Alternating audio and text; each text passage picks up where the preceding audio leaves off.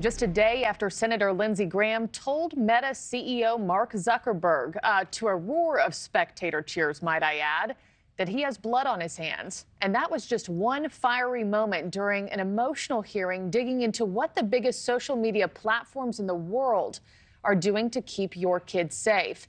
Grieving parents who have lost a child, to everything from online bullying to sexual exploitation to drug overdoses filled those seats, including Juliana Arnold, who lost her 17-year-old daughter, Coco, to fentanyl poisoning after she took a pill that she bought from a drug dealer that she met on Instagram. Juliana says her job isn't done yet in Washington. She will be meeting with lawmakers today who haven't sponsored legislation that aims to better protect our kids online. She joins us live now. Juliana, I'm so very sorry for your loss. I can't imagine your pain. For those of us who never had the pleasure of meeting your daughter, who was Coco? Thank you, Markie. I appreciate for having me here.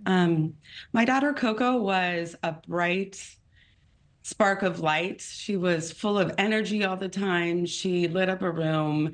She had a wicked sense of humor and was very blunt. She'd tell you exactly what it was, just like it is, and very creative as well. Yeah, well, I know you miss her every single day, and she's a beautiful young girl. I know this is a tough question, Juliana, but if you could tell us more about her passing and how you believe her death could have been avoided with stricter social media laws. Thank you. Yes.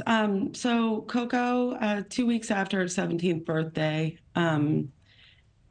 she met a drug dealer online on Instagram, and they were direct messaging.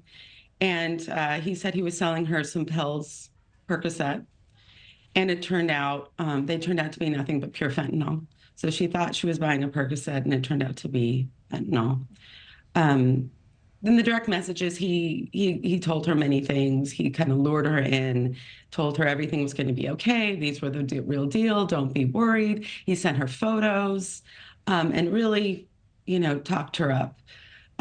Obviously, she made a mistake. Obviously, she made a bad decision, but she was a 17-year-old teenager and was impulsive. But she didn't deserve to die. No. I mean, and then you got the call that every parent, dreads getting. I can't imagine. Let's go back to yesterday, Juliana. Yesterday was your first time attending a congressional hearing, if I have that correct. You were sitting in the same room with the big tech executives who run the platforms that had deadly consequences for your daughter.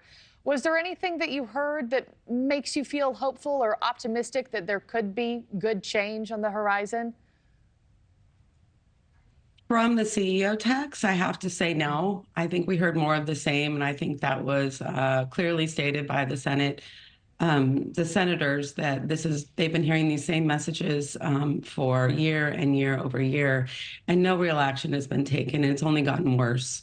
The harms that are being perpetrated online are increasing, and our children are at risk. They're dying. They're not well. They have anxiety, depression.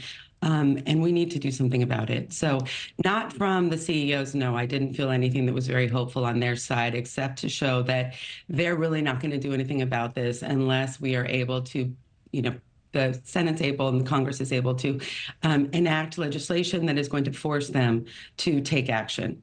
And Juliana, we're just playing, right to the side of you, video from yesterday, Mark Zuckerberg turning around at one point and addressing the parents, the families in that room, full of parents like yourself, and apologize. I want to play a bit of that sound for our viewers and get your take on the other side.